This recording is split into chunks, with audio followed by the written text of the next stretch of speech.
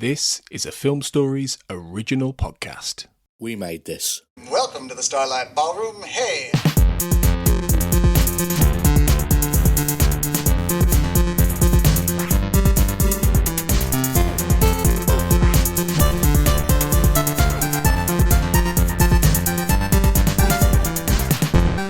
Hello and welcome to SHIPWRECKED Comatose, the Red Dwarf podcast, only on the We Made This podcast network. I'm your host Matt Latham, and I'm just here to just prelude past Matt talking to a guest from another podcast. On another podcast. What you're about to listen to is an episode of my podcast, Ask Us About Loom, which is about point-and-click adventure games.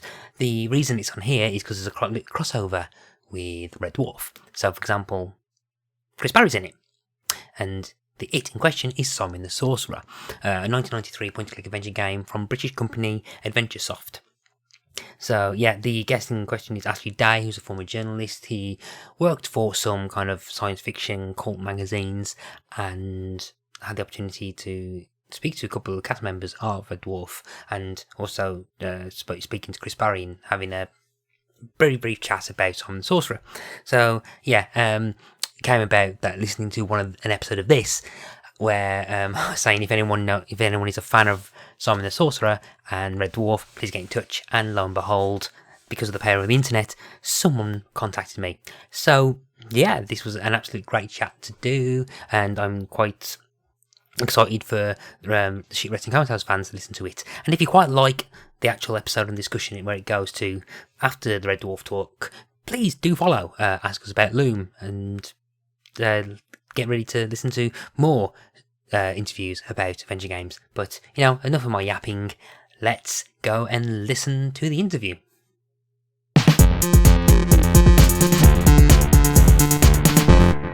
Hello and welcome to Ask Us About Loom, a podcast covering point-and-click adventure games, interactive fiction, walking simulators, and all other kind of games that can be called adventure games or adventure game adjacent. At some point, I will try and find a way of making that a lot more neater and quicker and easy to say on the tongue. But I am your host, Matt Latham, and as always, this is the podcast where we talk about the adventure games and all that kind of stuff of the thing I've just said. I'm not alone. I have a guest with me to talk about a kind of British adventure game classic. I have Ashley Day with me. How you doing, Ashley? Hello.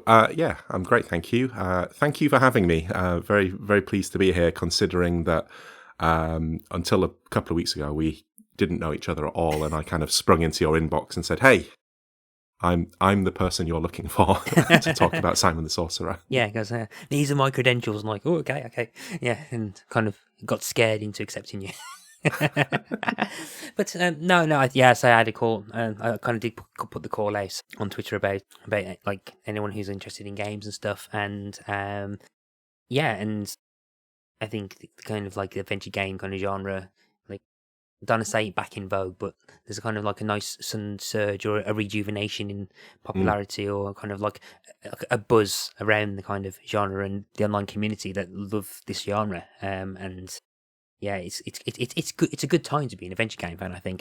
Definitely. I mean, yeah, I'd say it's always a good time to be an adventure game fan, but there's been times where we haven't really been served with many new games for a while, and there seems to be a few coming out at the moment, including, I'm sure we'll talk about it, a new Simon the Sorcerer game next year. Yeah, I mean that'll be interesting. I think we'll have a brief chat at that at the very end when we talked about the game we're talking about, which again I think we dropped it. Yeah, we're going here to talk about the first Simon the Sorcerer game, released in 1993, I think. Yes. Yes, by Adventuresoft, and published by Adventuresoft, directed by Mike Woodruff and produced again by Mike Woodruff and Alan Bridgman, designed by Simon Woodruff, programmed by Alan Bridgman, with art by Paul Drummond. Released on the Amiga, PC. It got re-released on Android and iOS. There's a Windows version coming. Yeah, next year it'll be 30 years old, which makes me feel suddenly very old. So very briefly, why did you decide to pick Simon the Sorcerer to talk about? Well, because I was listening to another podcast that you're on, a Red Dwarf podcast. Mm-hmm. A big fan of the TV show, and quite simply, you said that you were looking for somebody to come on to ask me about Loom and talk about Simon the Sorcerer. and you're hoping for someone who was not just a fan of the game, but also a fan of Red Dwarf to talk about the kind of the crossover between them. And I am that person. I think I first played Simon the Sorcerer would have been around about 95, 96, I think. And it has remained not just one of my favourite adventure games, one of my favourite games of all time. I have a huge amount of fondness and nostalgia for it. Play it every few years. And as I'm sure we'll talk about, back in my days of being a games journalist, I interviewed Simon Woodruff about the game many years ago, and I even got to interview one of the cast members about it. So it's a very special game to me. Yeah. So there's a bit of like interest for the Red Dwarf crew. So I think so. This is an Ask Us About Loom episode, but this will also probably be going on to the Shipwrecked and Comatose feed. So if you're listening to this on the Shipwrecked and Comatose feed, hello there. Hello, Red Dwarf fans, you bunch of smegheads. Nice that you dip into this one, and I really hope that you think, oh yeah, Matt, he's the good-looking, but probably the number 5th favourite of mine of the Shipwrecked and Comatose crew. But I will check out the rest of his podcasts. So thank you for doing that. If we go back to the very, very, very beginning in terms of gaming, so do you remember like the first kind of point-and-click adventures you played, or how you got into the genre? Yeah, it's. I'm afraid it's a very predictable one. It's The Secret of Monkey Island was the first adventure game I played. It's got a lot to answer for, that game, hasn't it? And that's probably the big reason why I became so obsessed with adventures as I got older. A friend of mine who lived on the street next to mine, his dad bought him an Amiga 500. I was a Mega Drive user at the time, and I was like, "Oh, computers, boring." But he forced me to sit and play on his computer, and he showed me Monkey Island, and I was just in love straight away. I just thought it was amazing as as a console gamer and someone who'd I'd had a C64 as a much younger kid. To see that kind of like rich world to explore that just seemed to get bigger and bigger the more you played. I wasn't used to that kind of game at the time. And of course, I love the puzzles and the humour, the characters, the whole package, really. And what can you say? Monkey Island's a masterpiece. So it's not really surprising that I just love the whole genre after that. Okay, so, and then I'm assuming you went to try and play as much as you possibly can. So when did you? Yeah, we said it was about 95, 96. Which version of it did you play? Was it the Amiga, the PC? It was specifically the Amiga CD32 version. I'm holding the game in my hand right now. I still have it. So I was a CD32 owner. For those who don't know, that was the Amiga kind of CD-ROM games console that came out in I think it was 1993, same year as Simon the Sorcerer. And I had a proper Amiga as well, but the CD32, it was kind of exciting because CD-ROM technology was quite new, but also Commodore went bust in 1994, so the console didn't really have much of a life, and there weren't that many games for it, and there also weren't that many games that actually took advantage of the CD medium. Most of the games were Amiga 500 titles that they just transplanted onto a CD. But I walked into this game shop, I saw Simon the Sorcerer on the shelf, and plastered all over the box, it says full talkie soundtrack. I was like, what does that mean? And quickly learned that meant that there was full voice acting in the game. Now, having previously played Monkey Island and Monkey Island 2, Beneath a Steel Sky on the Amiga, the idea of full voice acting was just mind-blowing. So I had to have it. I bought it there and then, and the rest is history.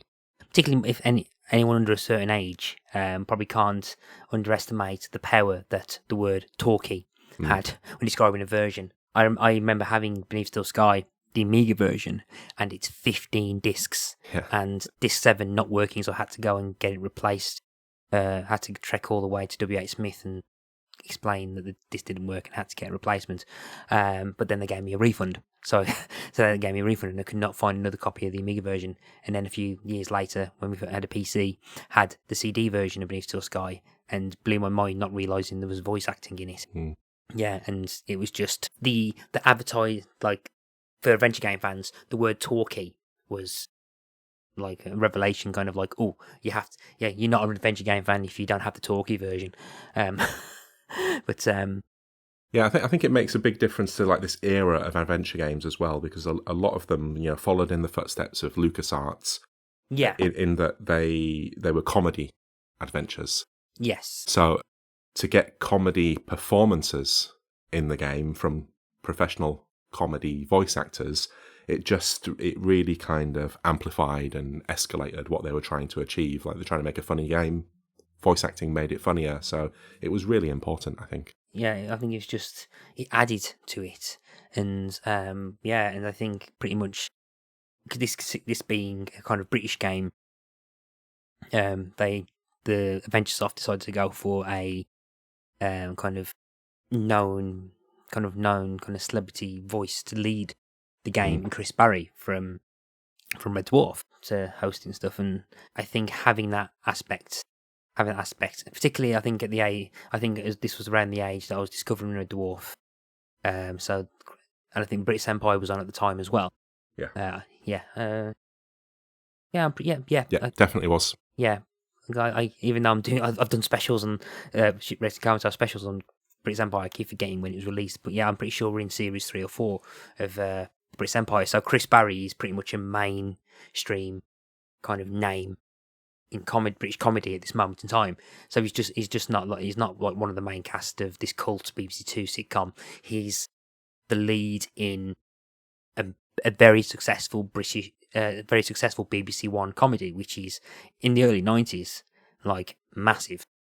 Chris Barrie, I think it's easy to forget now because Red Dwarf has kind of endured, and they had, recently had some new series as well. The British Empire was even bigger than Red Dwarf. You know, it's a BBC One sitcom.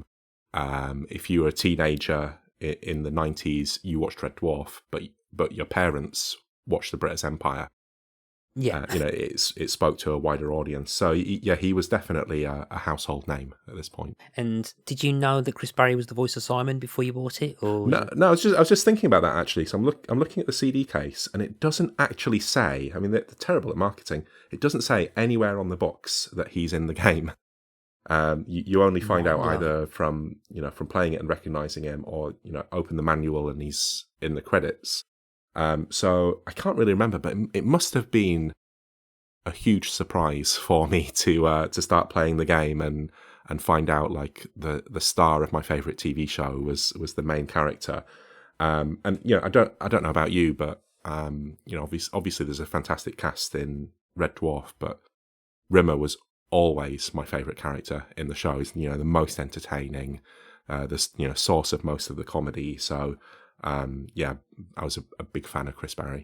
Yeah, I'm Team Rimmer all the way. Rimmer, I think, is like not just the funniest, but I also think he's probably the most complex character. Yeah, definitely. At the 4, I think at the time of recording, we have finished Series 7 and Series 6, and I think if I can remember what I said about Series 6, we're going to start to get to some very interesting concerns I have with the Rimmer character as we get to Series 8 and beyond.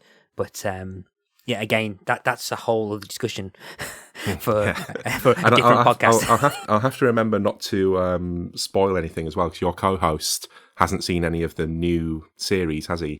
No, he hasn't. No. But so I'll keep stum on that. In terms of like Red Dwarf, I mean, I'm assuming that if you was a massive fan of Red Dwarf before you bought the game, so I'm assuming that if the box had said starring Chris Barrie from Red Dwarf, that would increase the speed of buying it. I would have paid double. Yeah, but I think we was talking before. So we was talking before we started recording that Red Dwarf is like one of your, if not your favourite, either comedy or TV show of all time. Yeah, definitely. I mean, I think I was just the right age at the right time.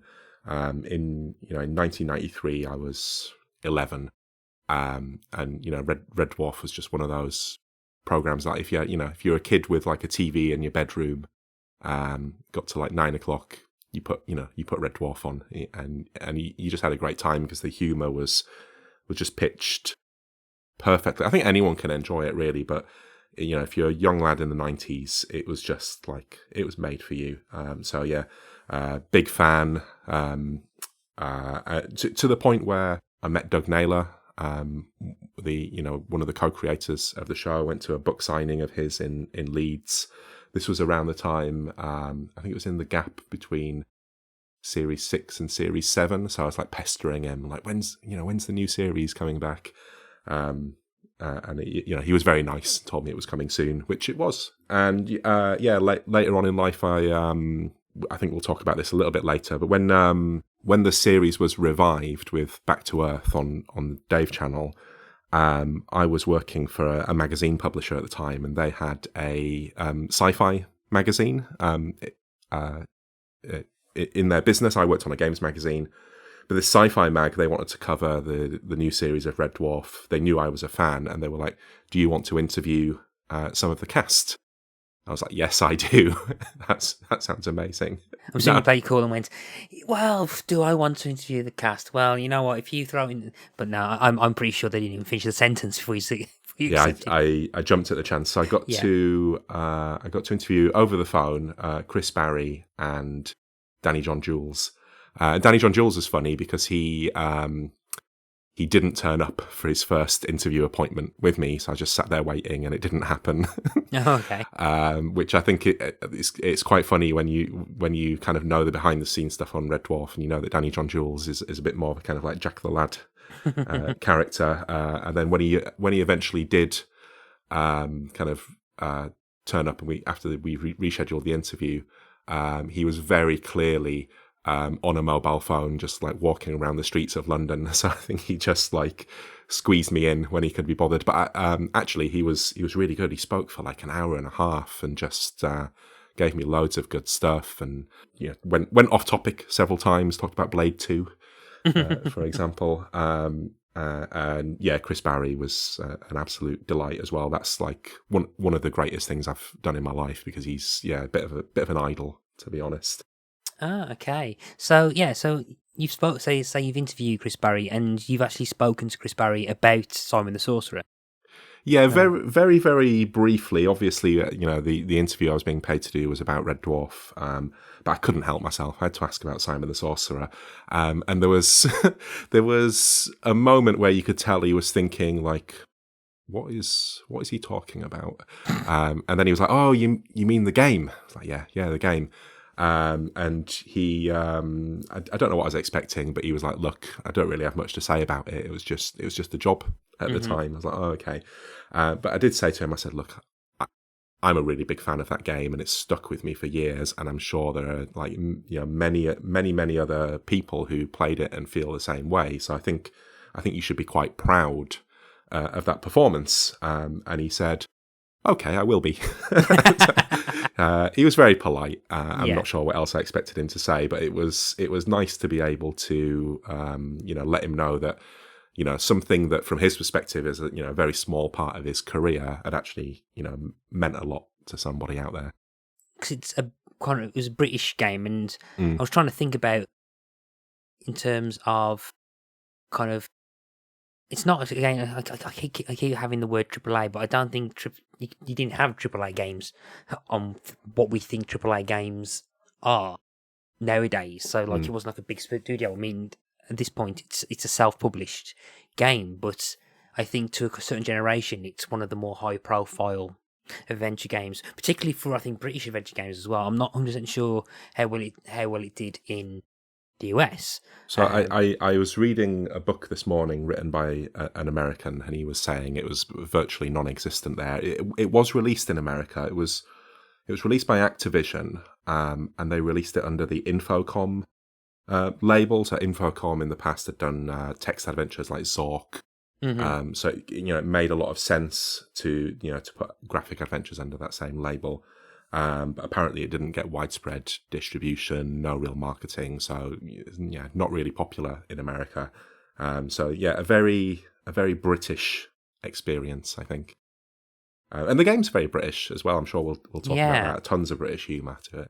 For those who've not played Simon the Sorcerer, if you're listening to this, this is going to act like this is going to be very similar to how previous episodes are going to happen. We're going to have a chat about the game, just a brief overview of it, what it's like, how it works, but I'm not going to spoil anything. So what's going to happen? I'm going to give you advance warning. So if you've not played it and you want to know if you want to know if you're going to play it, keep listening because we'll kind of advertise the game for you, and then what we'll do is at a certain point we'll give you advance warning that we're going to be talking about spoilers now and ruin the game for you if you've not played it.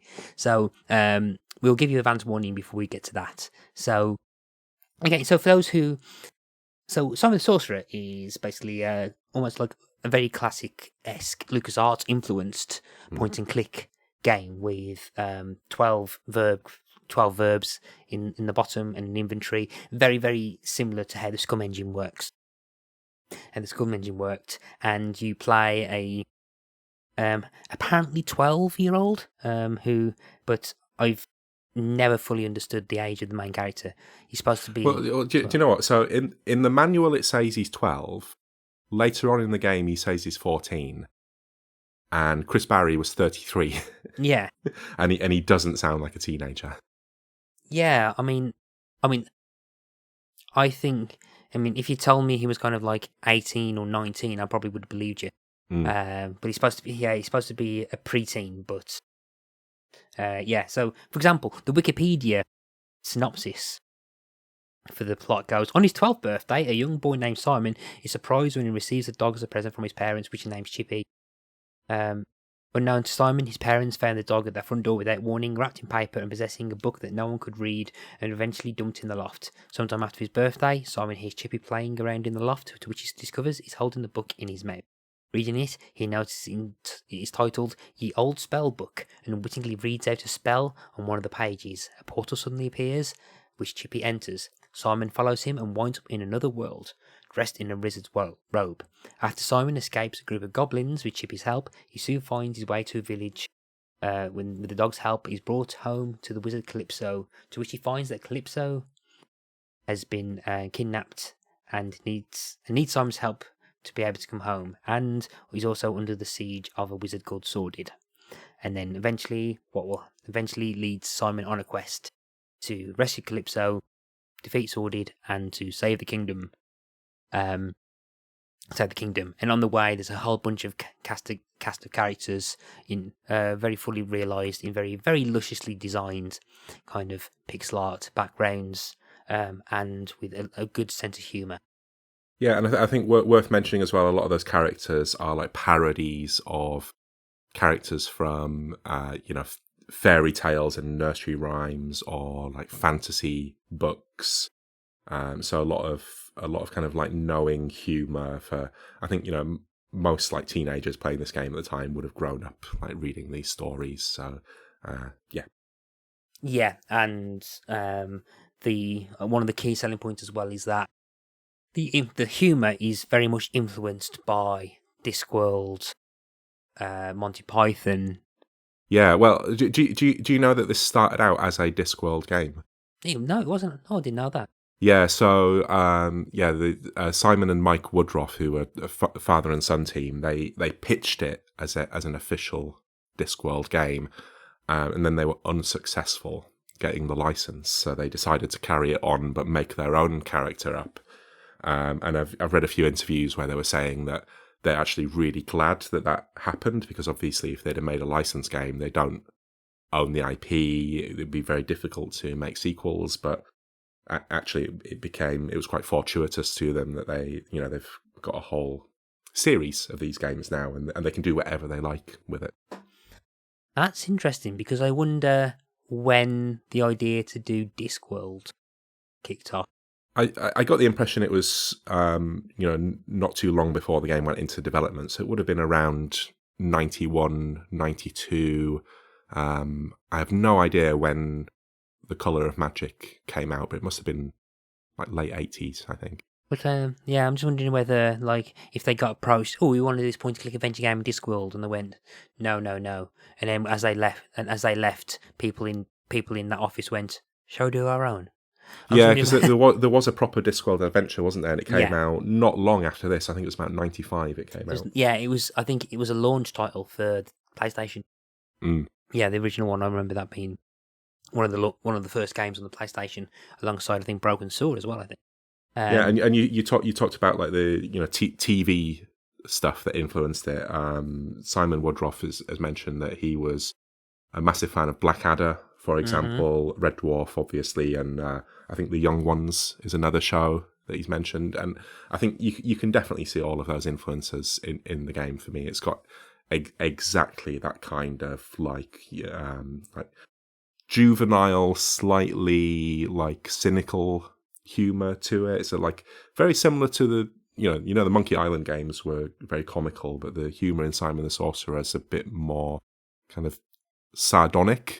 Yeah, The Monkey Island a bit darker, which I think British humor generally is a bit darker than American humor anyway. And characters in British sitcoms like to insult each other and point out each other's flaws quite a lot, which is very different to American shows, which are a little bit more lighthearted, I think.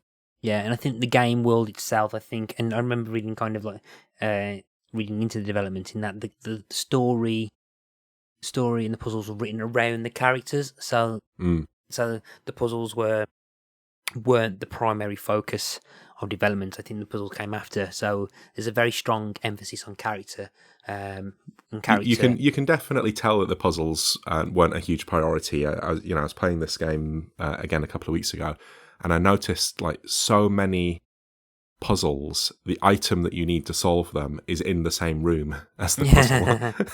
So I don't think they thought too hard about a lot of them. Yeah, and I think before we probably go on to the actual in-depth bit for people who haven't played it to tune out, the one thing that I didn't realise, and was that Adventuresoft were basically based where I'm from, Birmingham.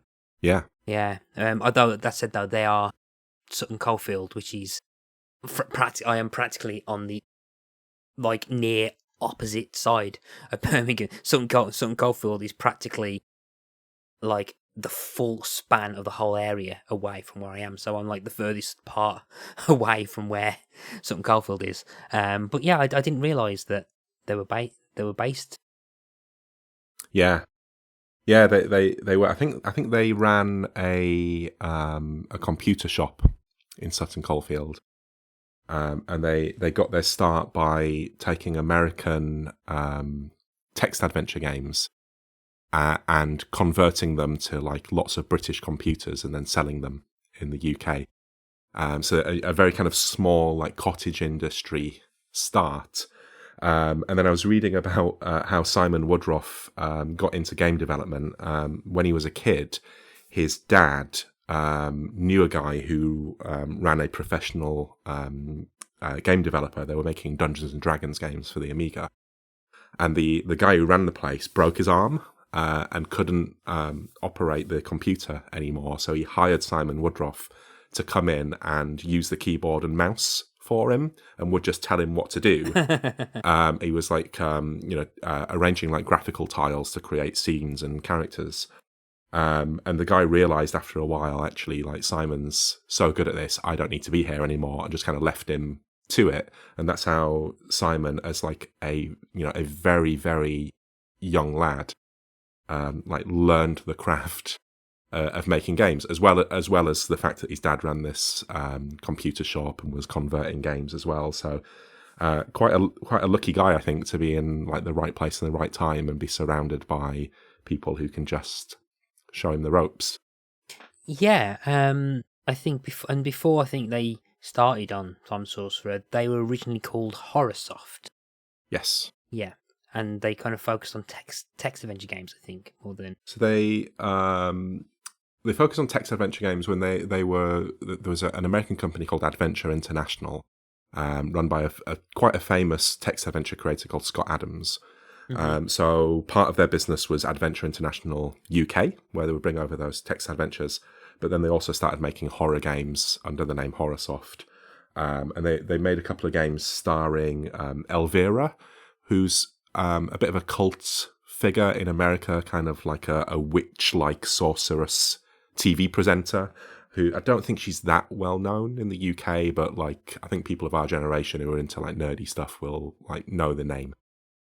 Anyway, I don't know much about her. I know the name, and I'm pretty sure I remember playing a demo of a Commodore 64 platformer with her as the character, but I don't really know much. My understanding is that she's like a Tales of the Crypt kind of anthology host, and that's as much as I can. That's about as much that I know as well. But I think she's quite. I think if you're an American of a certain age and you're watching that kind of show, maybe you watched a bit of Mystery Science Theatre, I think Elvira's someone you'd be quite familiar with. Yeah. So and then I think they kind of changed the name of the company as they was developing Simon the Sorcerer. Yeah. So this is your stop off warning now, people. If you like what we're talking about, feel free to stop, play the game. If you've played it or you're not really bothered about being spoilt, carry on listening, because carry on listening. I will say at this point, if you're an adventure game fan and you like the Monkey Island games, which you probably do, you'll be very comfortable with Simon the Sorcerer, because it's almost like somebody took Monkey Island, removed the art and put in new art. It follows the template very, very closely. Which one of the advantages of that is it's very easy to get into. You know what you're doing. You know how the game works, and it follows a very familiar structure. So, yeah, probably most adventure game fans, if they haven't played this game, I think they'll be right at home, don't you? Yeah, I think they will. Yeah, so I think, and again, particularly if you've got a very British sense of humour, you'll probably like a lot of this as well. So Simon the Sorcerer. I think when I was trying to look for like kind of anything pieces online about it, I kind of got thrown for a second when I started Googling stuff. Like Googling Simon the Sorcerer analysis throws a very interesting thing I never knew before until like a week ago. In that, have you ever heard of Simon Magus? No. No. Okay. So Simon Magus was a religious figure whose confrontation with Peter is recorded in Acts 8:9-24. In the Bible. The act of simony, or paying for a position, is named after Simon, who tried to buy his way into the power of the apostles. An alternative name for Simon Magus was Simon the Magician or Simon the Sorcerer. So, yeah, there's a...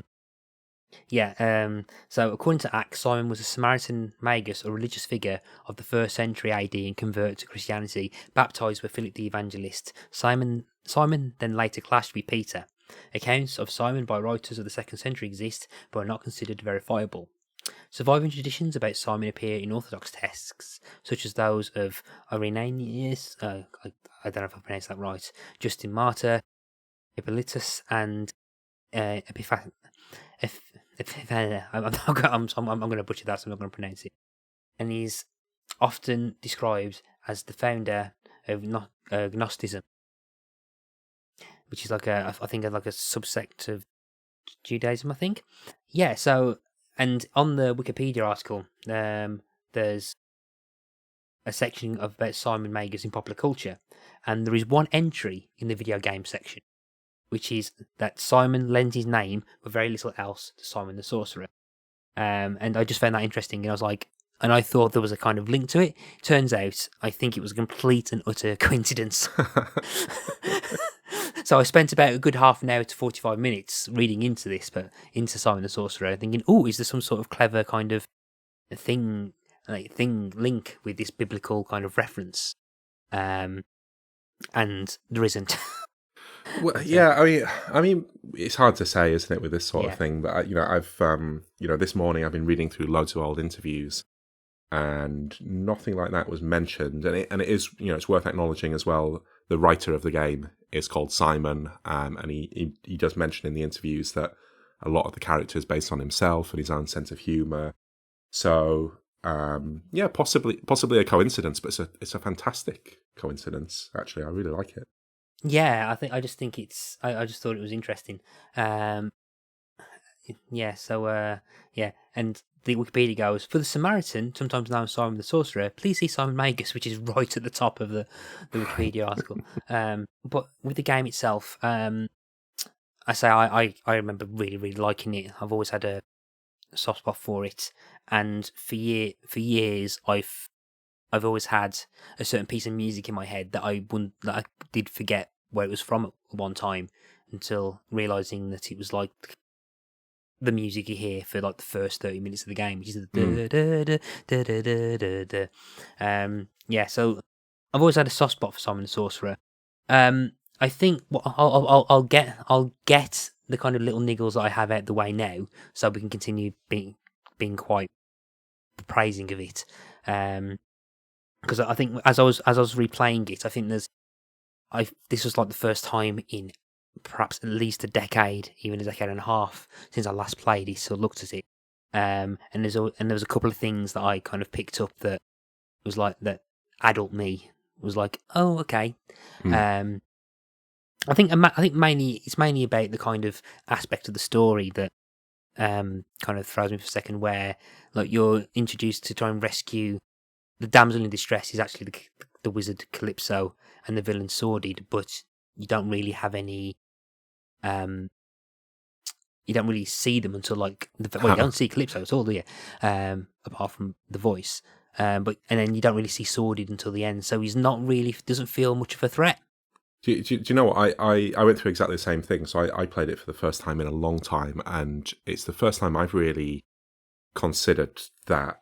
Yeah. You know, if you compare to like The Secret of Monkey Island, where LeChuck is the villain, they have these cutscenes where they constantly go back to him and they show like who he is and why he's a threat.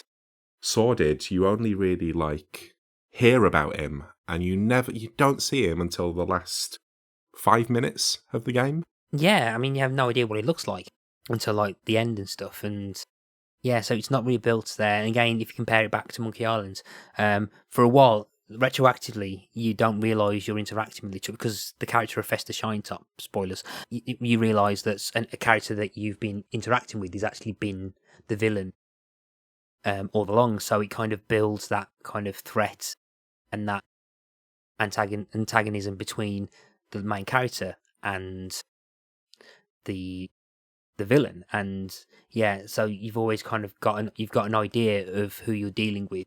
So LeChuck, he's there, he's apparent, so you know who you know the end of level boss more or less. Whereas Sordid, you just hear kind of he's just passing, and you don't really have that chance to kind of know who he is or why Simon should really care. Yeah, I think from a storytelling perspective, that is definitely a flaw. Yeah. However, I think it does give the game a very different tone to Monkey Island. Monkey Island, obviously, as we've talked about, the threat is ever present and reminded to you. There's also the fact that a lot of the game is like at night in the dark. You're dealing with men of low moral fibre and kind of, unscrupulous characters. Mm-hmm. Whereas in Simon the Sorcerer, it's in the daytime. You're exploring like beautiful woodland environments with amazing background scenery, with this really nice music. As you've said, I also think the music's really catchy. And it gives most of the game, because there isn't really a sense of threat in the game, it gives it a really different kind of relaxing vibe that I think is much to its benefit, actually. Like this is a game you can like just sit back and chill out and absorb the world. You walk around the forests and little creatures will run around in the background, like a wolf or a deer, or some ducks will be quacking in a pond. It's actually quite a nice game, I think. Yeah, I think that's good. I think that kind of, and I think the only other kind of niggles that I might probably have is that I think there's a couple of times, and this is down to, I think, me being used to the LucasArts way of doing things, is that, and I never noticed this until playing Simon the Sorcerer, or the first bit of Simon the Sorcerer a few days ago, is that I think when you've got stuff that's triggered by dialogue puzzles where you have multiple choices and one choice will trigger the characters to move on to the next thing. So in this case, it's when you're talking to the wizards and you're and you eventually talk them into accepting you to go on this quest. In LucasArts games, you get kind of preconditioned that the trigger is always the last dialogue option.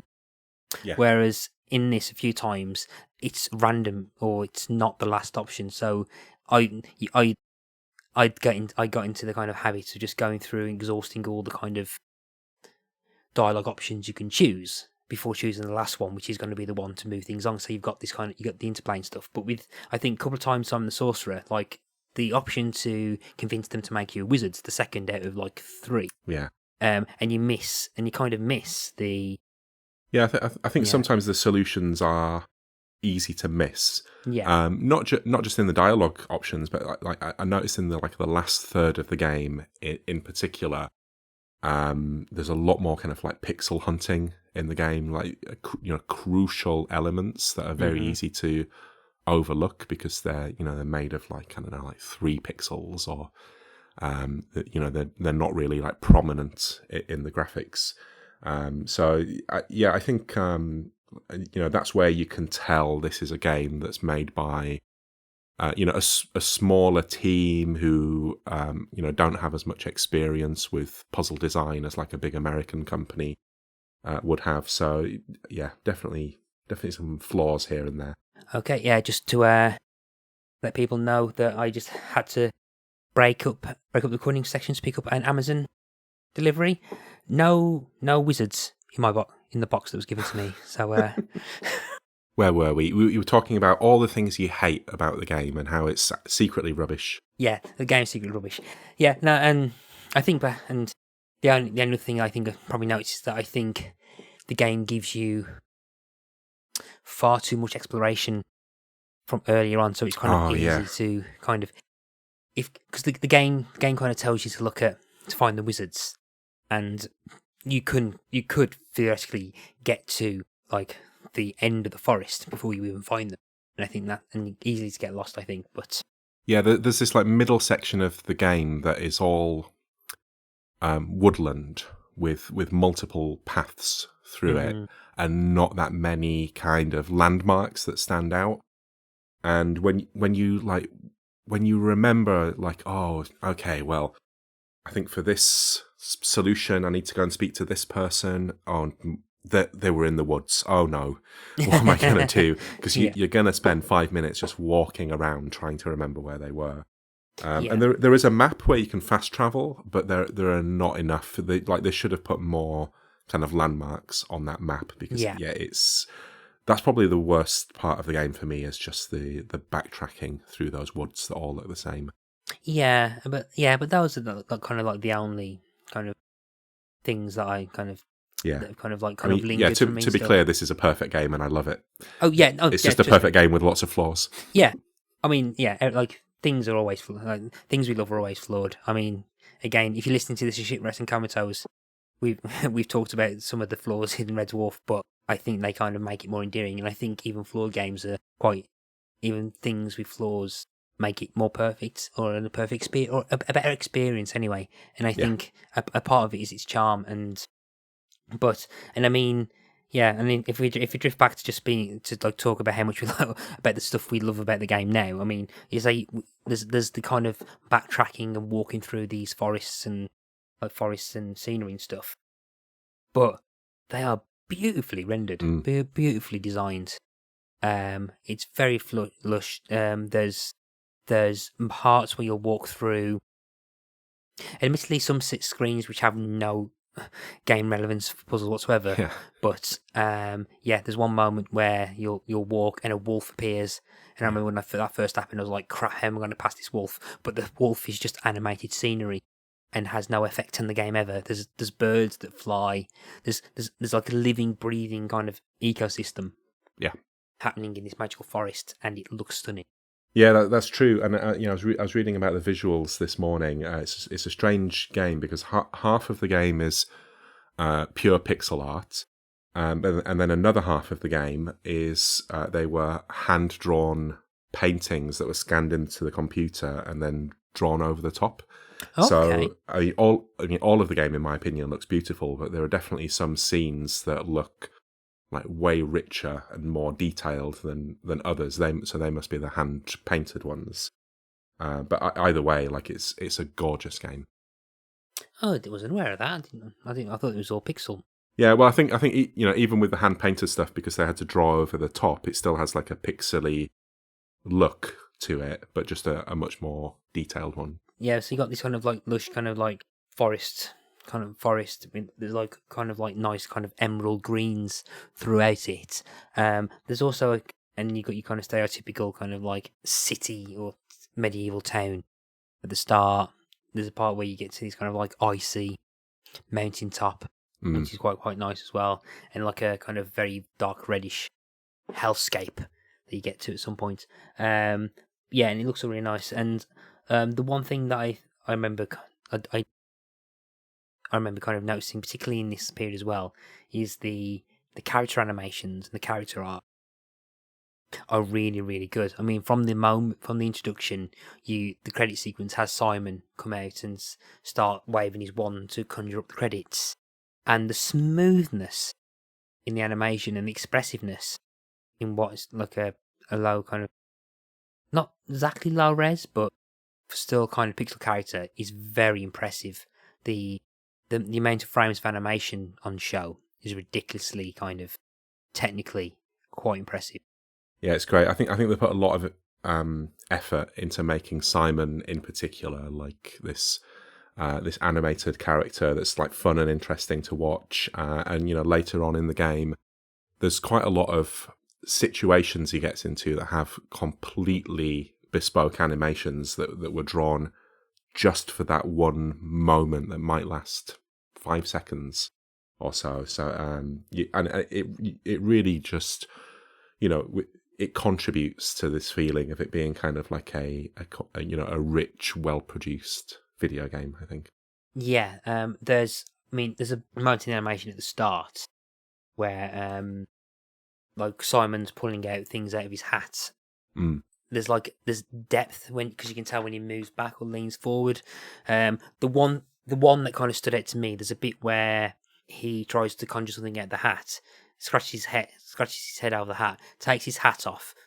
Chippy the dog is on his head. Yeah. Chippy the dog is head, it drops off. He leans forward, smooths his hair and puts his hat back on. But you can tell his hair's a mess. And when he smooths it down, there's like a parting you can tell. And it's so smooth. And that's all in the intro sequence, which they didn't even need to have that. Like the game is complete without that intro sequence. So I think it feels like it's made by like a team of people who just love what they're making, right? Yeah, and I think that introduction as well kind of introduces you to the character of Simon, where like the self kind of like meta referencing game humor. Where there's one point where it goes, "I'm surprised you're still watching this," and waves more credits and stuff. And there's a part where suddenly an attractive blonde lady appears out of the hat, and he goes, "I didn't have time to even get her phone number," and then tries to conjure back, and then brings up this kind of like demonic creature that he ends up blasting. The character animations are very good. What's your take on the characterization of Simon as a character? What's my take on him? I think he's a very likable character. It helps that he was a teenager at the time I was playing. I was a teenager as well, so he was really easy to identify with. It's fun that he comes from the real world and he gets zapped into this fantasy world. So you kind of like you're both learning about this world at the same time, and it's just as weird to him as it is to us. And then he's got this like wry, sardonic humor to him. So, everyone that he meets, everything that he encounters in this world, he's got a sarcastic take on it. He's got a joke to make about it.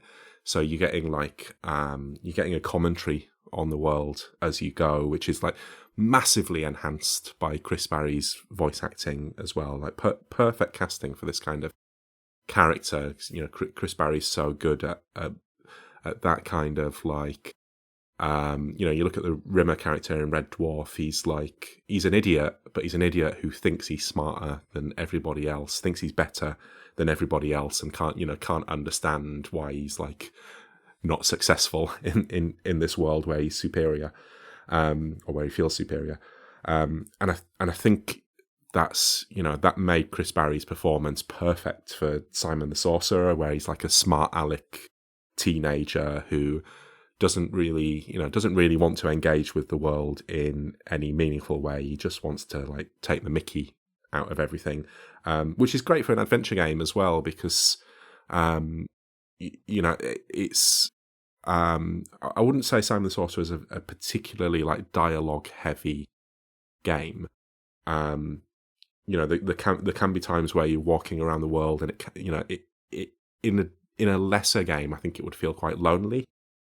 But it doesn't, because you've constantly you've got this companion in Simon who, is just going to pass comment on everything. You're going to have a laugh with him, and I think they get the balance just right. Like if he was just a little bit more like sarcastic, I think he would become unlikable. But they never really pass that tipping point. So he's, for me, he's just like good fun to hang around with in this game. Yeah, I don't want to get too much into other games in the franchise, because we're going to be talking about the first game. But I've seen people like kind of criticize the character of Simon and say he's very, very unlikable.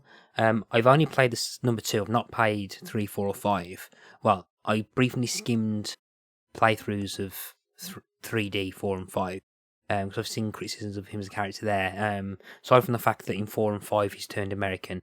From what I've seen, he seems to be a very unlikable character in later games, which a criticism I don't think works in number 1. I think he's not cruel. I mean, if anything, I think Guybrush in Monkey Island 2 is a lot more kind of a conscientious character than Simon ever is in this game. But yeah, I think he's not. He doesn't seem to be rude, or not overly rude, or kind of too insensitive. No, he's not. He's not nasty. Yeah, he's not nasty. So he'll probably have a sarcastic kind of comment about people, but he doesn't seem to actively kind of want to kind of break people or be really nasty. I think the only time he ever gets to the verge of that is when he's interacting with the Swampling, but we'll get into him in a bit. Oh, we definitely need to talk about Swampling. It's probably my favourite part of the game. Yeah, but I think in this game, at least, in Simon Sorcerer 1, Simon is relatively likeable. He's got a charm to him. And he's got that kind of British sarcastic humour that kind of just works. And when he interacts with this wide and vast kind of cast of characters, and on the replaying and watching videos of the game, I've forgotten just how many different characters there are in this game, and they're all kind of very expressive. They're all kind of unique. I was going to say memorable, but I had forgotten quite a few of them. But then again, it has been a long time since I've replayed it. But there's there's a lot of kind of unique voices, some kind of funny stuff. For example, I think the one that everyone kind of remembers to the point where the character appears in every single game is the one that steals the hearts of the audience, which is the poor Swampling, who's, as I said, I think it's the character other than Simon that I remember even more than Saw did, which is kind of weird, because if you ever said that again, going back to Monkey Island, no one ever forgets LeChuck. They always seem to remember LeChuck Lane and stuff, but yeah, they always seem to forget Sordid and remember the Swampling. So, what do you think? What do you think it is about the Swampling that people like or kind of feel sympathy for? I think the Swampling's just adorable, to be honest. Yeah. So, if anyone who, I mean, I know we're in the spoiler section, but if anyone who hasn't played this game, you at one point in the game you enter this hut over a swamp. And there's this kind of newt-like character, little green lizard. I always thought it was a woman, but reading online, everyone else seems to think it's a man. but it's got a very feminine voice. Really, really lonely character, and it's his birthday, and he's expecting a big birthday party, expecting all of his friends to turn up, but only Simon arrives. Simon's a stranger to him, just stumbles into this world, and he becomes like trapped with this very kind of clingy, affectionate swampling who wants to have a birthday party with him, and to celebrate the birthday, he wants to serve him swamp stew from a cauldron, which is this kind of viscous, green, nasty tasting stew. And you know, Simon has to sit there and eat it, and as soon as he's finished a bowl, the swampling gets him another one and another one.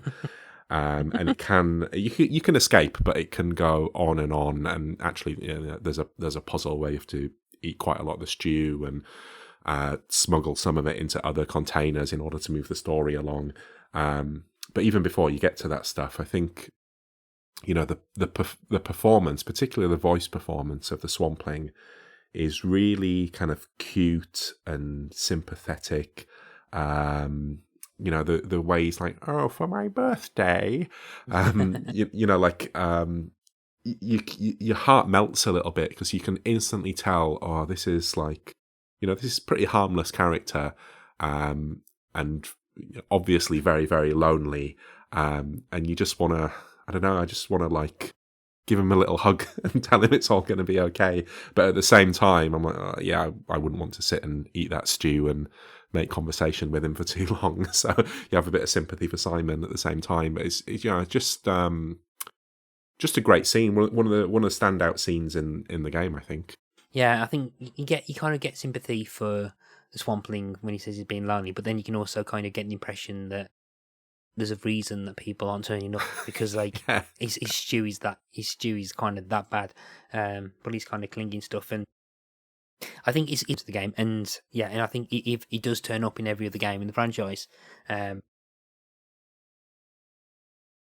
mean, I'm not going to spoil it, but I love what they do with him in the sequel. I'm not going to spoil. I can't.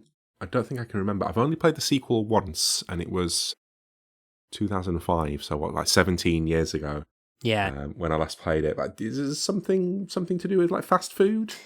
Yes. Yeah. Classic. Yeah. But yeah. So it goes into that, and I think it's become kind of like one of the mainstays of the franchise. Even more so than I think Calypso and Alex, who you don't even see in this game. But and I think there are kind of other kind of like characters they interact with, and ones I remember. I really love the woodworm. Yeah.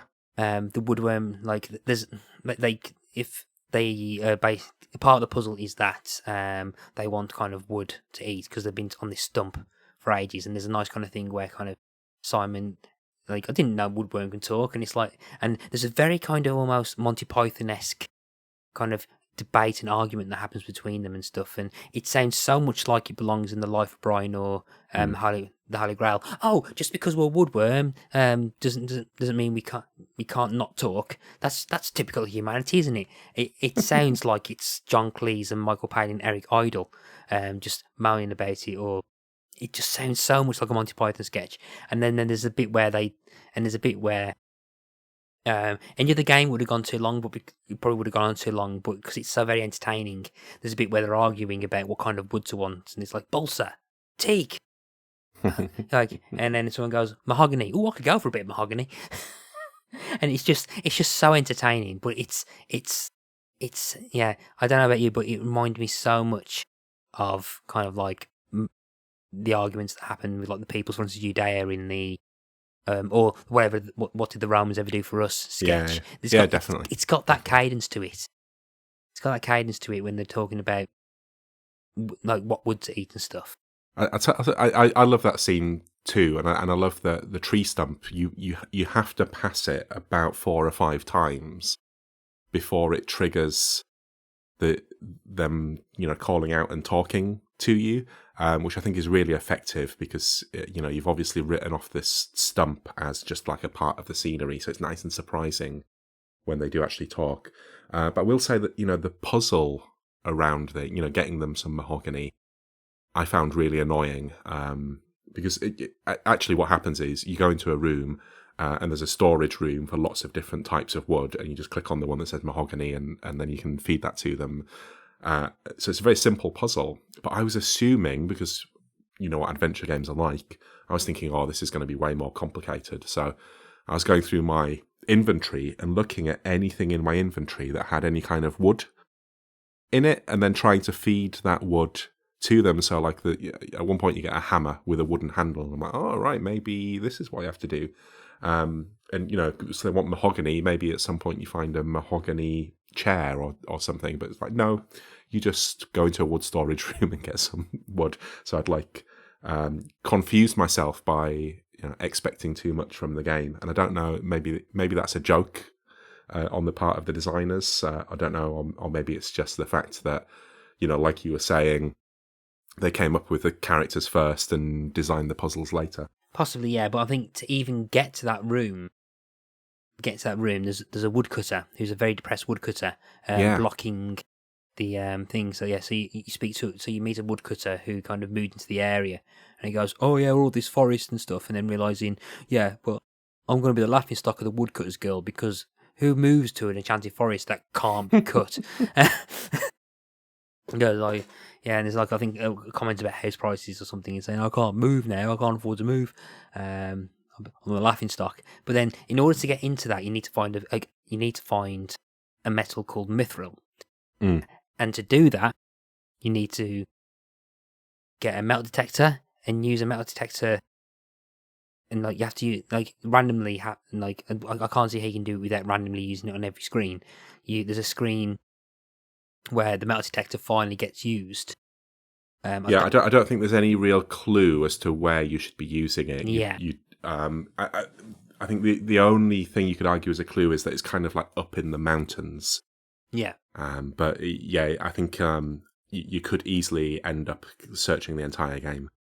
Yeah, yeah, and then you have to kind of find a piece of rock that the blacksmith turns into a fossil, and then turns into a fossil. Then you have to go to this archaeologist digging and saying, "Oh, I found this here," and then they dig into a screen where the mithril is. Then you have to kind of find it in different pieces of dirt. Then you go back to the blacksmith to make the axe head, and then you go back to the woodcutter to get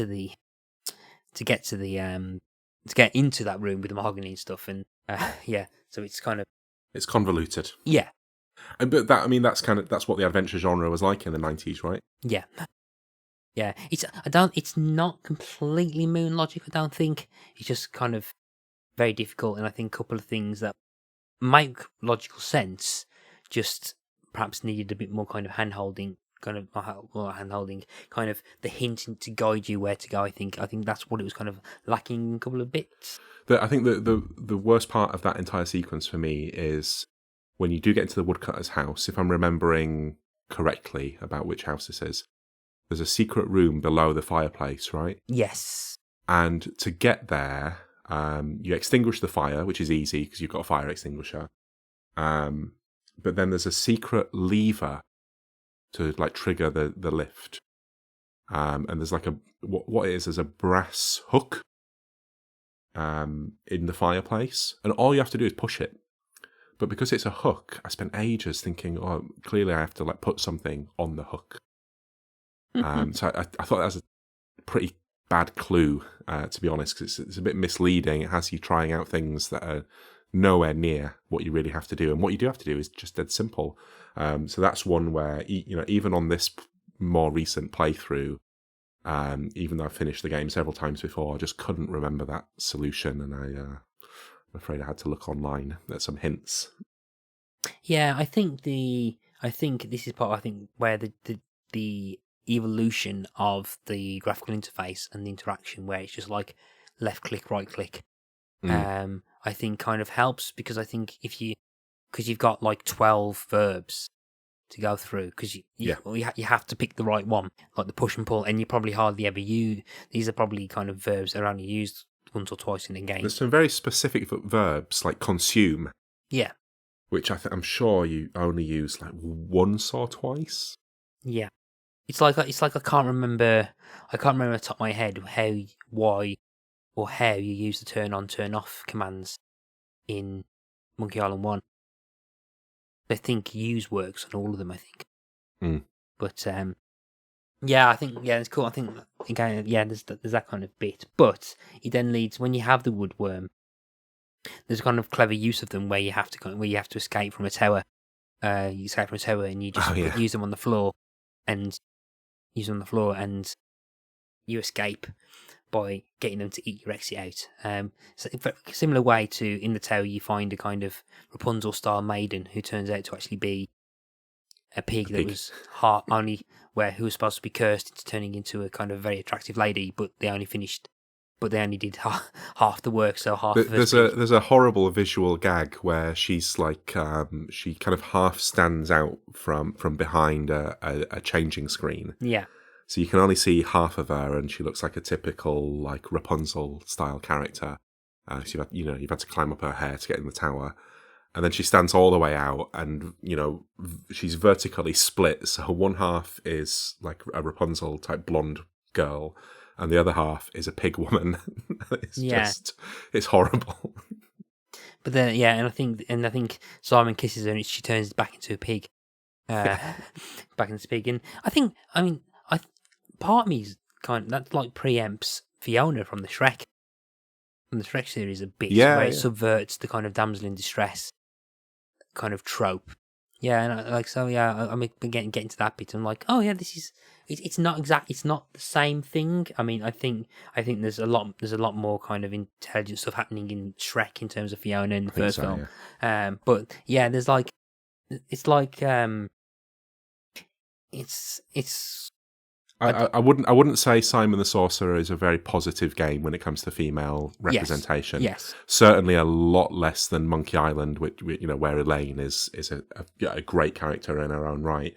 Like all of the female characters in Simon the Sorcerer, they're just kind of like, bearing in mind, Simon's a teenage boy from the 90s. Like they're all pretty much like women for him to lech over in one way or another.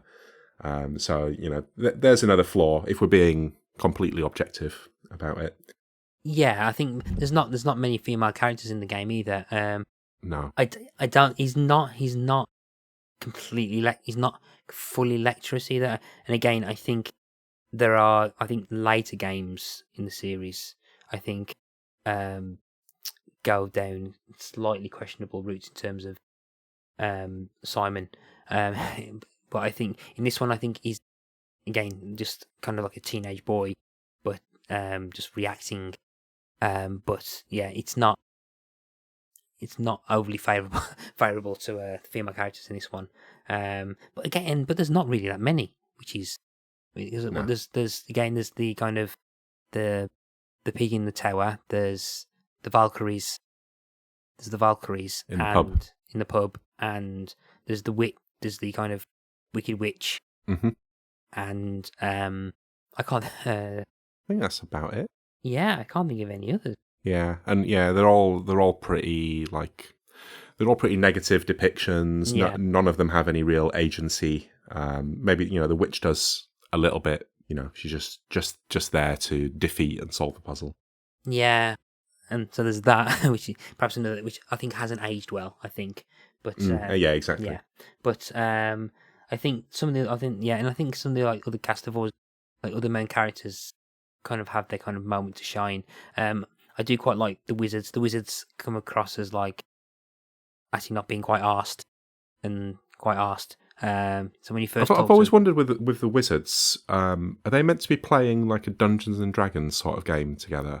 Yeah, I think it's either that or kind of like or Mahjong or something, or like Scrabble or something. I'm not sure. Yeah, like if you just sit and listen to them, it sounds like they're discussing some sort of like they're trying to make sense of like a fantasy game that they're playing, which is a bit strange. But also at the same time, they deny that they're wizards and they pretend to be farmers and they have like Cornish, like West Country accents. Yeah. There's a lot going on for some reason. Yeah, but I do quite like the answer to try and convince them to get to the next part of a dialogue puzzle tree is saying, "Oh no, we're not wizards," and one of the options that Simon can say is, "Yes, you are. I put the mouse cursor over you, and it says wizards." And then they're going, "Okay, then you're right," which I think, is a great joke. Yeah, I liked that. Yeah. I was also quite a fan of the there's a moment where you get to a bridge and there's a troll blocking it, and they're pretty much rehearsing a daily thing that they have where the goat's gruff trying to get past. And like the one goat is on hind legs reading from a script, and then the troll was like, "Look, you've been perfectly fine to me and as an employer of the Gruff Corporation, but I do feel that the working conditions where I always end up being knocked into the river is a bit it's a bit degrading for me as a person. So I'm going on strike." He's on strike and holding a placard. Yeah. And I mean, yeah, and I mean, oddly topical, and probably not oddly topical. And I'm not getting too political at the moment, but again, there's strikes are a thing again in the UK. But I do find it quite funny that the way to kind of get past is to pretty much break the strike by throwing the striking person off a bridge, which I'm like, okay, topically that hasn't dated well, but. There could have been an alternative solution where you help him, but you just hire an ogre to throw him away. Yeah. So that doesn't contribute to Simon's image very well, I suppose. No, not at all. But again, the lead up to it, where the conversation where you've got kind of like the Billy Goat's gruff, reading through a script that they've gone through so many times, to the point where they start talking about it like that. It's like a transaction that they do where they have to play act the same nursery rhyme over and over again.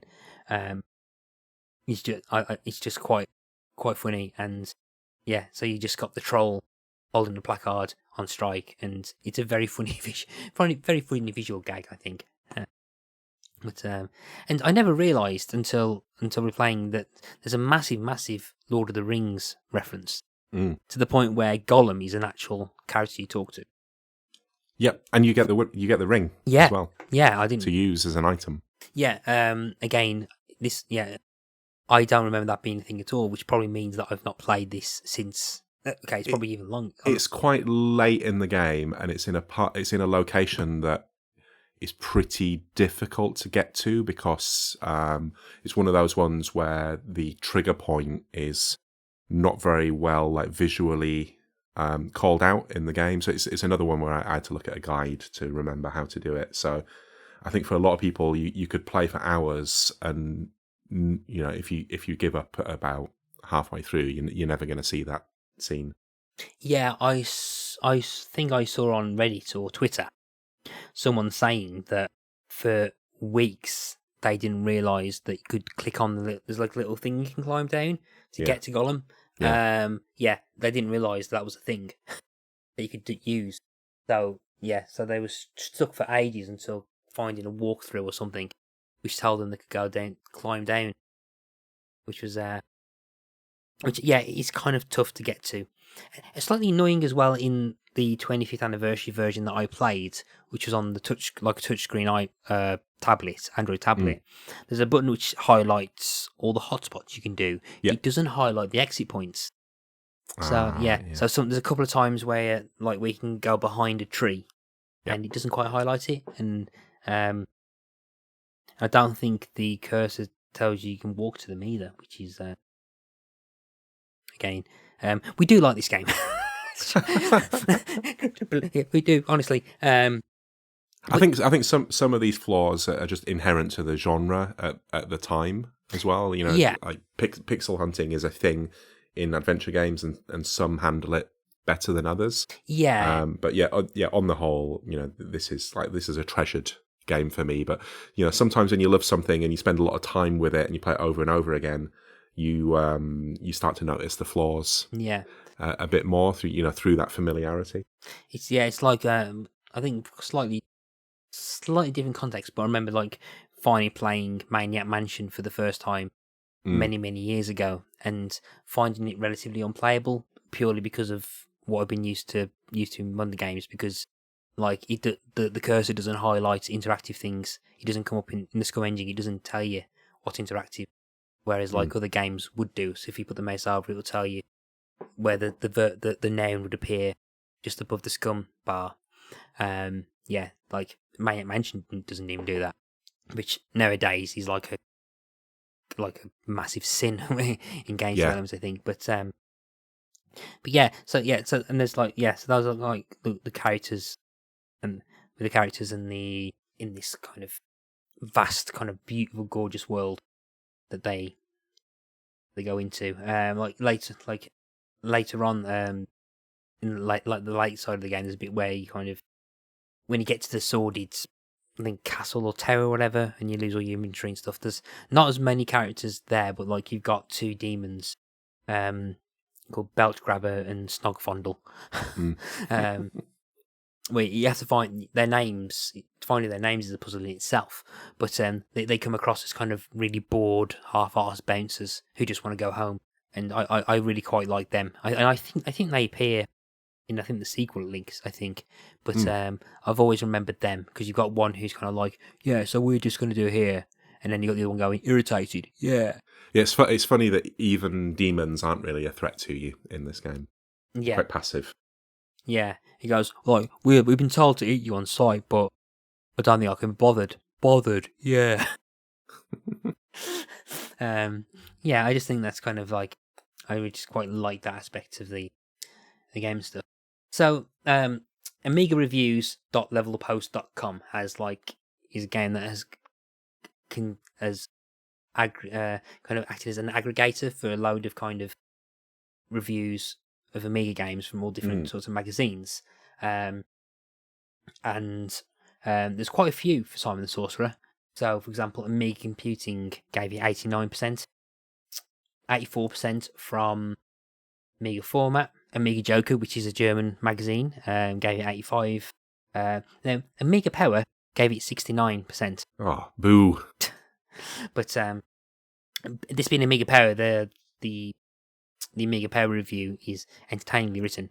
But Amiga Power were always, I think, if they used the full kind of range of scores. Yes. Let's put it that way. So if they thought a game had a few flaws, it wasn't going to get anywhere near top marks. Whereas the Amiga magazines that reviewed both, did game reviews, but they also covered technology. They tended to be a bit more forgiving, I think. Yeah, but I mean, the first paragraph goes, oh, ho hum, another point-and-click adventure game, another Tolkien fantasy setting, another quest, another collection of puzzles to solve. Right, today's Friday. Simon the Sorcerer's got till Monday to make an impression, or he gets 69%. I think all the copies of Amiga Power are online, and the reviews are lovely, are fantastically written. They feel a lot more harsh, but I do appreciate how much they're kind of, no, we are using the 100%, so if we don't like something, we will give something a low score, rather than just giving it 70% that you'll find in the magazines. I quite like their stuff on that. But the writing, I'm not going to read out the whole review of this, but the review is kind of very funny in itself.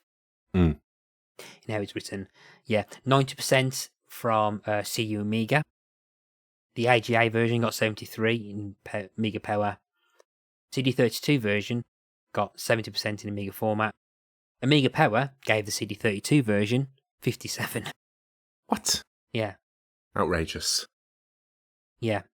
The uppers, it's got really gorgeous graphics with hundreds of main and incidental animations. Jokes aplenty, you can't get killed. Splendidly used to the CD32 joypad. It's like an eager puppy, frisking and gambolling excitedly with a toy in its desire to please.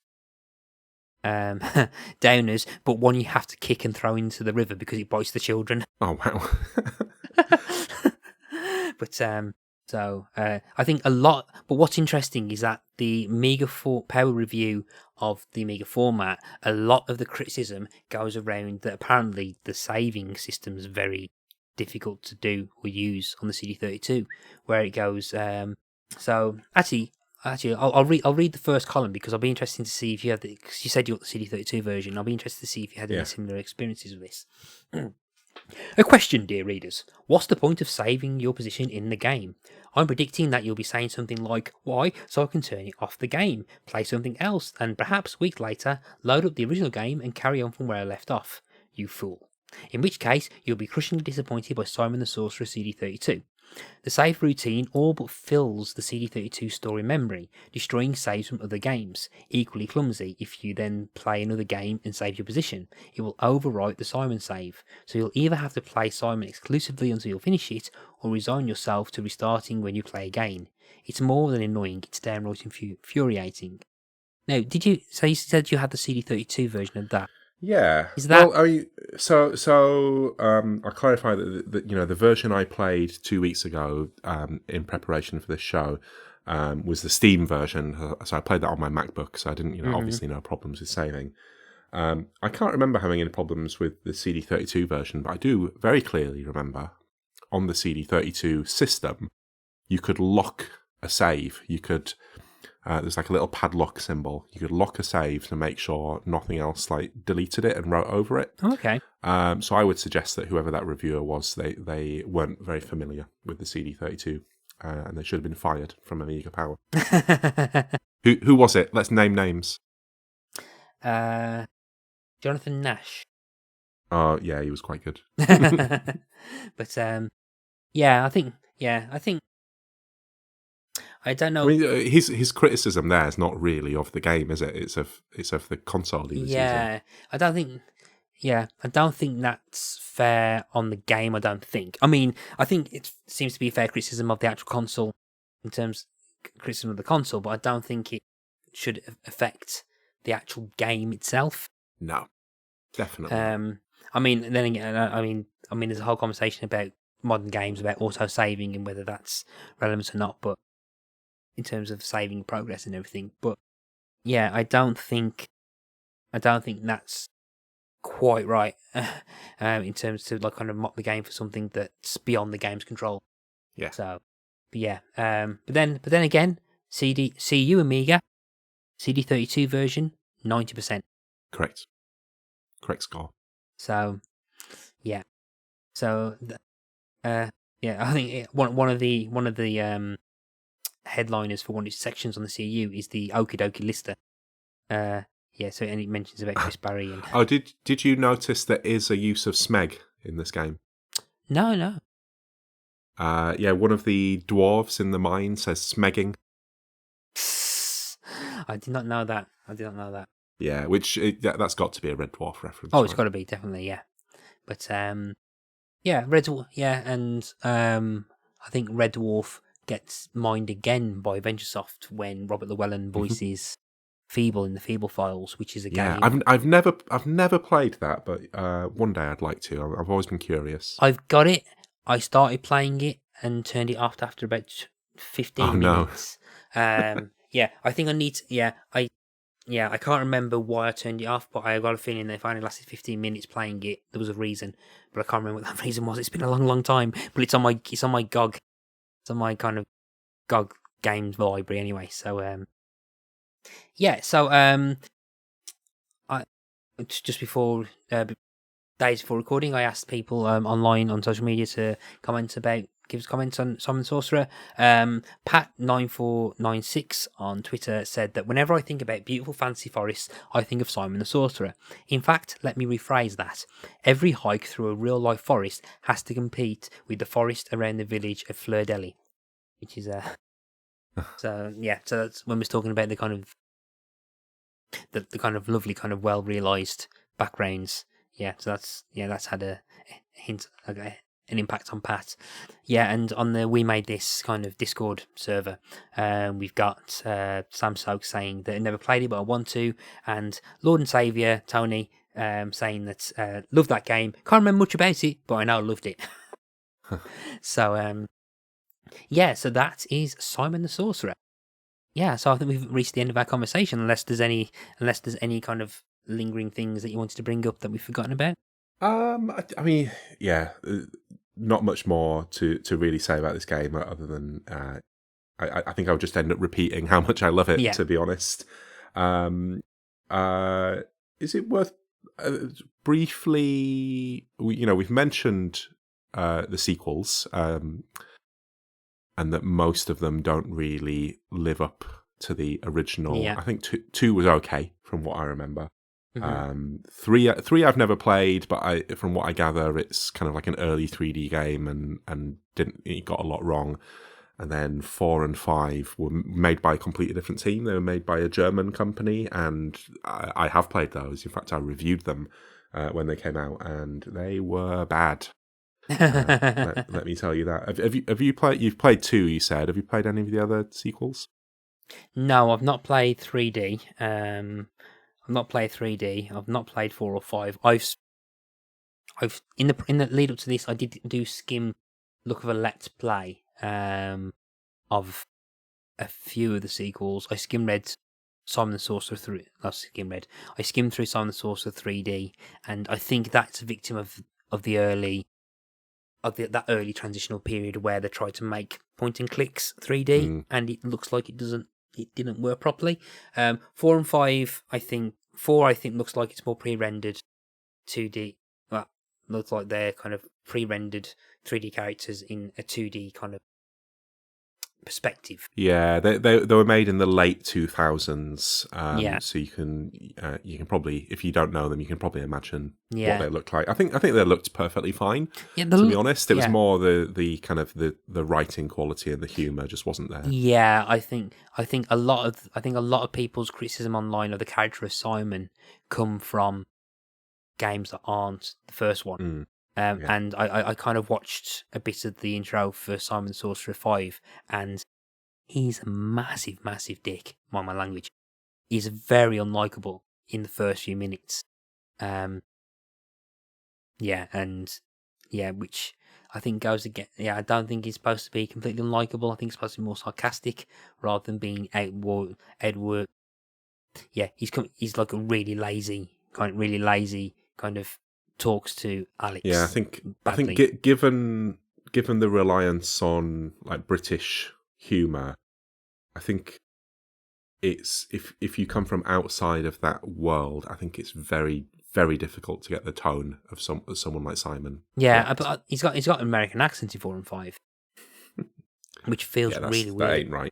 Feels really weird. I think it kind of like I think that doesn't kind of work. I think with the tone of things. I think, but and I think before we kind of close off completely, there is a new Simon the Sorcerer game in production.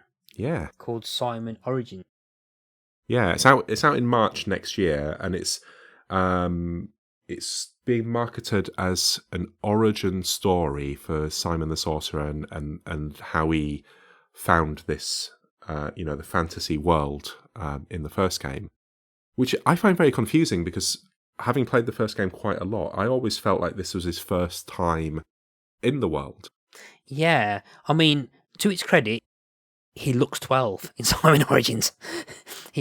I would believe that Simon is 12 in this. Yeah. But yeah, I mean, I don't understand how you can make a prequel, but I will definitely be playing it and finding out. Yeah, it's kind of, I find that kind of weird how it can be, how that can happen. I think. Are you, by the way, aware that there are 2 cancelled Simon the Sorcerer sequels? No. I know there are spin-off games. There's a pinball and a puzzle game. Like a puzzle pack. Yeah, but it's not. I've never played either of those. But yeah, there are 2 cancelled sequels. So the first one is Simon the Sorcerer 3, not Simon the Sorcerer 3D. So originally, Simon the Sorcerer 3 was designed as another 2D pixel game. Fully designed, but they couldn't get any funding from publishers because they kept being told nobody wants 2D games anymore, you have to make a 3D game. So when they made Simon the Sorcerer 3D, they completely redesigned the game, different story, different everything. And I've read interviews with Simon Woodruff where he said that he's still got all of the designs for this original Simon the Sorcerer 3 and that, he'd love to make it someday. So there's this unmade classic style Simon game that was never finished, which really captures my imagination. The other one was, I think it was 2014, there was an Irish company called Story Beasts who announced that they acquired the license to make a new game, and they were going to do a Kickstarter to raise funds for it. They showed some concept art. They showed some screenshots. It was 2D, hand drawn. It looked really nice. It was called Simon the Sorcerer Between Worlds. And the idea was Simon would be able to switch between these two different worlds. In one world, he was Simon the Sorcerer. In the other world, he was a new female character. We mentioned earlier that there's not many female characters in this game, not much agency for them. Feels like that cancelled sequel would have gone some way to repairing that. Hopefully, we don't truly know, do we? The really disappointing thing about that sequel is they got Chris Barrie back, and he'd already recorded lines. There's photographs of him in the recording studio for it. So I was really looking forward to that game, and then it just, I don't know what happened. I think they went bust. They never did the Kickstarter, and they lost the license. So yeah, a real shame. I think that would have been awesome. Oh wow! So, yeah, that's sounding like it would be really, really good, particularly to try and fix what at this moment in time seems to be a franchise where there's more not so good games than there are good definitely. games. And yeah, to the point where I think there's like the impact of Simon the Sorcerer as a franchise is kind of, I think Simon the Sorcerer's 3D is kind of the big main culprit of that, kind of affecting that. But I am very intrigued about Simon Origins. I am very, very intrigued about that.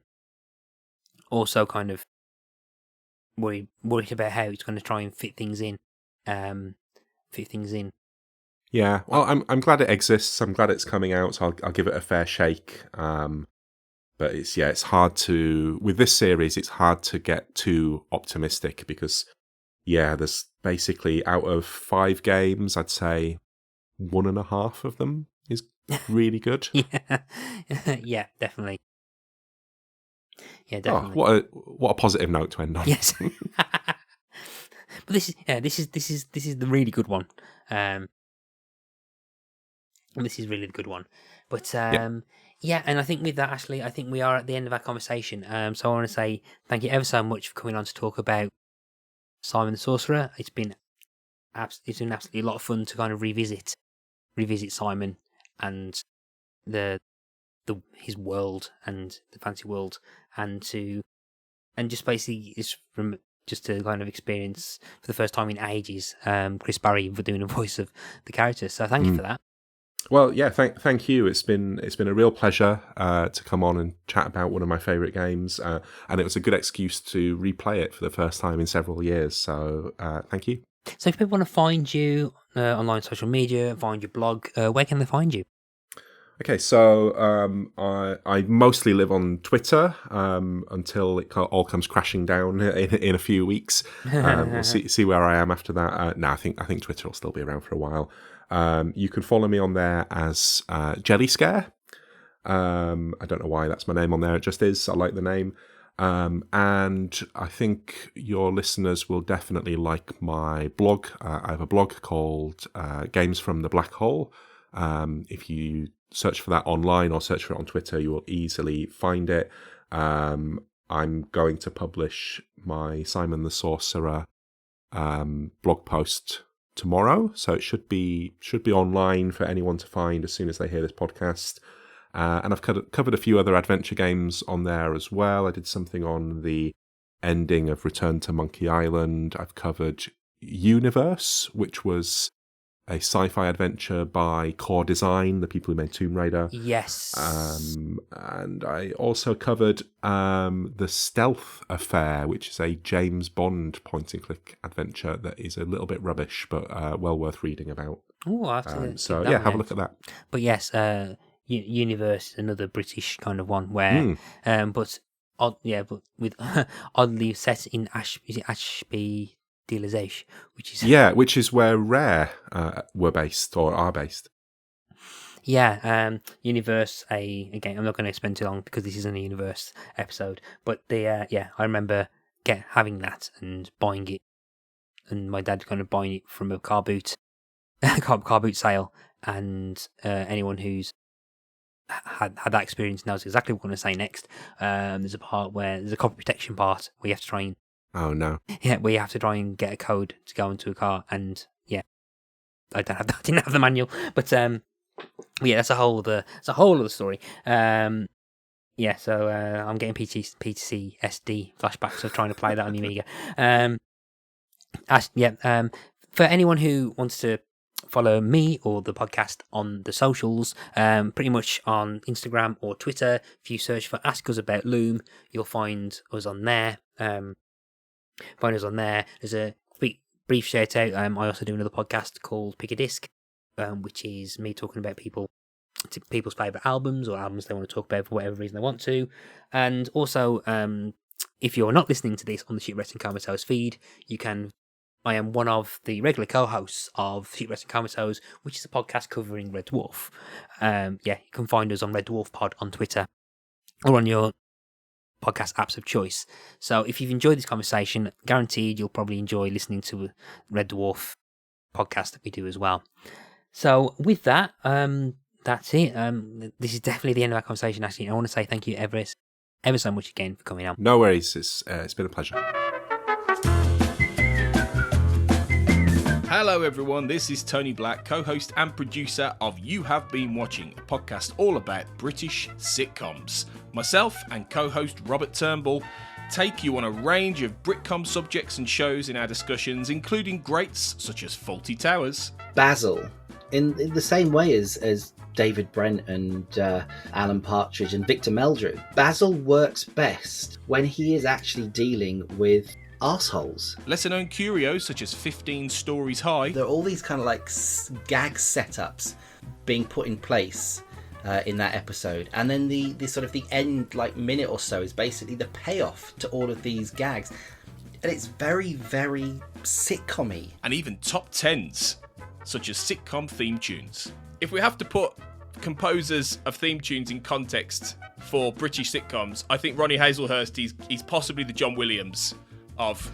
I was just going to say, he is the John Williams of I think he is. British sitcom. We're available on all podcast platforms and on social media at YHB Watching Pod on Twitter and Facebook, so please subscribe, get in touch, and come and have a laugh with us.